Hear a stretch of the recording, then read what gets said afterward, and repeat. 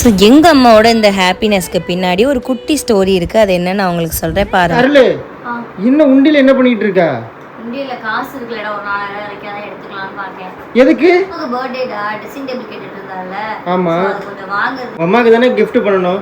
உங்க அம்மாவோட பழைய பட்டு சேலை எல்லாம் எடுத்துட்டு வா. இப்போ நம்ம தென்காசிலையுமே ஸ்ரீ காமாட்சி பட்டு சென்டர் வந்துருச்சு. எங்க இருக்குன்னு பாத்தீங்கன்னா நம்ம நடு பெட்ரோல் பங்குக்கு பக்கத்துல மேம்பாலம் மேல ஏற வழியில தான் இருக்கு நம்ம ஸ்ரீ காமாட்சி பட்டு சென்டர். லட்சுமி எங்க அம்மாவோட பழைய பட்டு புடவை எல்லாம் எடுத்துட்டு இங்க கூட்டிட்டு வந்தாங்க. ஸோ இங்க போனதுமே நான் எடுத்துட்டு வந்த சாரி எல்லாமே வச்சு இந்த சாரி எல்லாம் எவ்வளவு ரேட்டு போகும்னு சொல்லுங்க அப்படின்னு நான் கேட்டேன். அவங்க பட்டு சாரியை வரைசி இந்த மாதிரி வெள்ளி ஜரிகை வந்தா தான் ரேட்டு போகும், காப்பர் ஜரி வந்துச்சுன்னா ரேட்டு போகாதுன்னு சொன்னாங்க.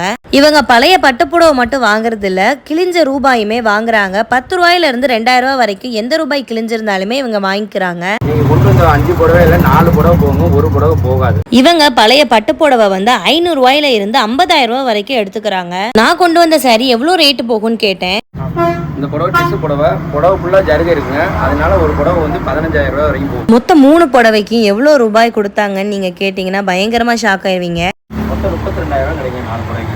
நேர்ல மட்டும் இல்ல, ஸ்கிரீன்ல தர வாட்ஸ்அப் நம்பருக்கு நீங்க வாட்ஸ்அப்ல போட்டோ அனுப்பி கூட இந்த சாரி எவ்வளவுக்கு போகும் நீங்க கேட்டு விசாரிச்சுக்கலாம் இவங்கள்ட்ட.